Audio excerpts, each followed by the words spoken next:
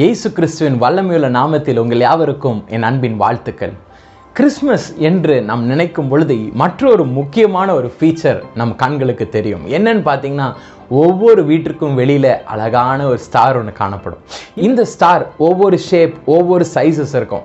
சிலது 5 ஸ்போக் இருக்கும், சிலது 7 ஸ்போக் இருக்கும், சிலது ரொம்ப பெருசாக இருக்கும், சிலது சின்னதாக இருக்கும். இல்லாவிட்டால் சிலது பார்த்திங்கன்னா பிளாஸ்டிக்கில் இருக்கும், பேப்பரில் இருக்கும், துணியில் கூட இப்போ வந்திருக்குது. ஆக அநேக டைப்ஸ் அண்ட் வெரைட்டிஸ் ஆஃப் ஸ்டாரை பார்க்குறோம். அதோடு கூட இன்னொரு காரியம் என்னன்னா, இந்த ஸ்டாருக்குள்ள அழகா பல்ப்ஸ் போட்டிருப்பாங்க. சில பேர் வீட்டில் ஒயிட் பல்ப் போட்டிருப்பாங்க, குண்டு பல்ப் போட்டிருப்பாங்க, நோ வாட்ஸ் பல்ப் போட்டிருப்பாங்க, கலர் பல்ப் போட்டிருப்பாங்க. சிலர் வீட்டில் பார்த்தீங்கன்னா அதுக்குள்ளே ரொட்டேட் ஆகிற பல்ப்னா போட்டிருப்பாங்க. சில பேர் வீட்டில் ஒரே ஒரு ஸ்டார் இருக்கும், சில பேர் வீட்டில் லைன் அப் ஆஃப் ஸ்டார்ஸ் இருக்கும். சில பேர் அதில் பார்த்தீங்கன்னா அழகா ஆல்டர்னேட்டர் போட்டு ஒவ்வொரு ஸ்டார் அணைஞ்சு எரியிற மாதிரினா அழகழகாக செட் பண்ணியிருப்பாங்க. நீங்கள் கேரளாவுக்கு விசேஷமாக இந்த டைமில் போனீங்கன்னா you can find different types of stars. கடந்த விஷயம் நான் கேரளா சென்றிருக்கும் பொழுது நான் அழகான ஒரு செராமிக்ல இருக்கிற ஒரு ஸ்டாரை பார்த்தேன். அது ரொம்ப அழகாக இருந்தது. தூரத்திலிருந்து பார்க்கும்போது உண்மையாவே ஒரு அழகான ஒரு ஸ்டார் ஒரு வீட்டுக்கு மேலே இருக்கதை போன்று அது அழகாக தென்பட்டது. இப்படியாக the star plays a major role in Christmas. கிறிஸ்மஸோட இந்த ஸ்டார் ஒரு விசேஷமான ஒரு ரோலை பிளே பண்ணுது.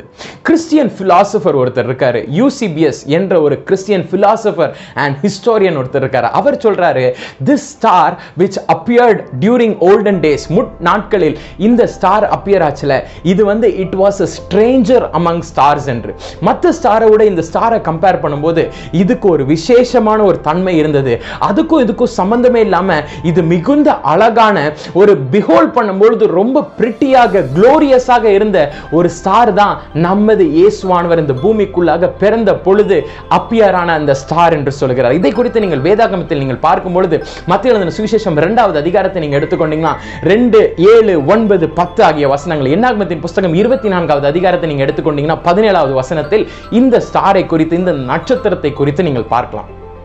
இதே போன்று இந்த நட்சத்திரத்தை குறித்து ஒருத்தர் 38 வருடங்கள் ஒருத்தர் ரிசர்ச் பண்ணாராம். அவருடைய பேர் பாத்தீங்கன்னா ராபர்ட் மெக்கால்வர்.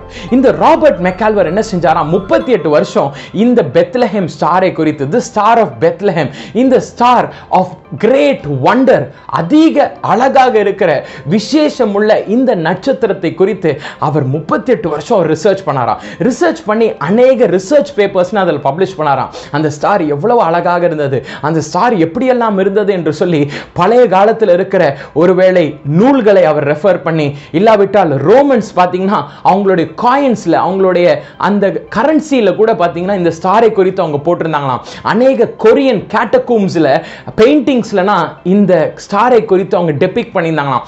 சைனீஸ் பெயிண்டிங்ஸ்லனா இந்த ஸ்டாரை குறித்து அவங்க போட்டிருந்தாங்களாம். ஆகையால் இந்த ஸ்டாரை குறித்து எந்தெந்த நேஷன்லனா ஆர்டிகல் பப்ளிஷ் பண்ணியிருந்தாங்களோ இது எல்லாவற்றையும் அவர்கள் கலெக்ட் பண்ணி அவர் ரிசர்ச் பண்ணாராம். ரிசர்ச் பண்ணிட்டு சொல்றாரு, இந்த ஸ்டாரை போன்று ஒரு ஸ்டார் இந்த பூமியில இதுவரைக்கும் வந்ததும் கிடையாது, இனிமேலும் வரப்போவதே கிடையாது என்று. ஹalleluya. This star is one which is unique என்று அவர் சொல்றாரு. அந்த ஸ்டாரை எதுக்காக நம்ம அந்த கிறிஸ்மஸ் ட்ரீக்கு மேல வைக்கிறோம்னு பார்க்கும் பொழுது, அந்த ஸ்டார் தான் இந்த வானத்திற்கும் பூமிக்கும் நடுவாக இந்த உலகத்திலே மேல இருக்கிற ஒரு ஸ்டார் அது என்று அந்த ராபர்ட் மெக்கால்வர் சொல்றார். ஏன் அப்படி சொல்றாராம், அது that is on the top of the world என்று சொல்றார். அதுதான் இந்த உலகத்திற்கே மேலாக இருக்கிற ஒரு சிம்பிள். அந்த ஸ்டார் மற்ற ஸ்டாரை விட மேலாக இருக்கிற ஒரு எலிவேட்டட் பிளேஸ்ல, ஒரு பெடஸ்டல்ல யூனிக்காக காணப்படுகிற ஒரு விசேஷம் உள்ள ஒரு ஸ்டார், ஒரு நட்சத்திரம் தான் இந்த ஸ்டார் ஆஃப் பெத்லஹேம் சொல்றார். இந்த பெத்லஹேமில் வந்த இந்த நட்சத்திரம் என்று குறிப்பிடுகிறார். கலாத்தியருக்கு எழுதின நிருபம் 3வது அதிகாரம் 13வது வசனம், உபாகமத்தின் புஸ்தகம் 21வது அதிகாரம் 23ஆம் வசனத்துல நீங்க பார்த்தீங்கன்னா அங்க வசனத்தில் நீங்க பார்க்கலாம், மரத்தில் தூக்கப்பட்ட எவனோ அவன் சபிக்கப்பட்டான் என்று. என் அன்பு சகோதரனே சகோதரிகளே, இன்றைக்கு நீங்களும் நானும் சாபத்திலும் பாவத்திலும் அகப்பட்டிருக்க கூடாது என்பதற்காக இந்த கிறிஸ்துமஸ் மரத்தின் மீது எப்படி இந்த நட்சத்திரம் வைக்கப்படுகிறதோ, நாம் ஒவ்வொருவருக்காகவும் மரத்தின் மீது ஒருவர் தூக்கப்பட்டார். ஹalleluya. A star which was unique over every other star. அவரை போன்று வந்த தீர்க்கதரிசிகளுக்கு மேலாக இருக்கிற ஒரு தீர்க்கதரிசியாகிய இந்த நட்சத்திரம், அவரோடு கூட வந்த வேத பாரகர்களுக்கும் மேலாக தன்னை தனிமைப்படுத்தி யூனிக்காக மாற்றின ஒரு நட்சத்திரம் அது. இந்த பூமியில் இருக்கிற எல்லா ஜனங்களுக்கும் மேலாக உயர்ந்திருக்கிற ஒரு நட்சத்திரமாக என் இயேசு கிறிஸ்து மரத்தின் மீது அவர் தூக்கப்பட்டார். ஹல்லேலூயா. உங்களையும் என்னையும் சாபத்திலிருந்து வெளியே கொண்டு வரும்படியாக, உங்களையும் என்னையும் பாவத்திலிருந்து வெளியே கொண்டு வரும்படியாக, உங்களையும் என்னையும் கிறிஸ்துவின் பக்கமாக நம்மை சேர்ப்பதற்காக, இந்த உலகத்திற்கு நீங்களும் நானும் ஒளியாக மாற்றப்படும்படியாக அவர் அந்த மரத்தின் மீது அவர் தூக்கப்பட்டார். அவர் நமக்காக சபிக்கப்பட்டார். He was the light of this world.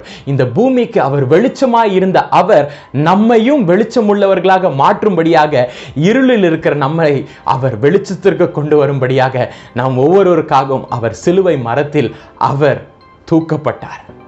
He was lifted up just as how the star was lifted up in this Christmas tree. இந்த கிறிஸ்மஸ் மரத்தில் இந்த ஸ்டாரை எப்படி அழகா நம்ம தூக்கி வைக்கிறோமோ, நம்ம வீட்டிற்கு மேலாக இந்த ஸ்டாரை எப்படி அழகா தூக்கி வைக்கிறோமோ, அதை போன்று அவர் சிலுவை மரத்தில் நமக்காக அவர் தூக்கப்பட்டார். இனி உங்களுக்கு சாபம் கிடையாது, இனி உங்களுக்கு பாவம் கிடையாது, இனி உங்களுக்கு நிந்தனை கிடையாது, இனி உங்களுக்கு அவமானம் கிடையாது. இது எல்லாவற்றிற்காகவும் 2000 ஆண்டுகளுக்கு முன்பாக அவர் சிலுவை மரத்தில் எல்லாவற்றையும் உங்களுக்காக சம்பாதித்து கொடுத்து விட்டார். இனிமே நம்ம சந்தோஷமா இருக்கலாம். இந்த நட்சத்திரமானது நம்மை நட்சத்திரங்களாக மாற்றும்படி அது எல்லாவற்றையும் அது தன் மீது ஏற்றுக்கொண்டு சகித்து கொண்டு நமக்காக அது உயிரையும் விட்டது. இனி நீங்களும் நானும் ஒரு நட்சத்திரமாக மாறும்படியாக தான் ஆண்டவர் நமக்குள்ளாக தமது ஆவியை கொடுத்திருக்கிறார். May the Lord bless you. God bless.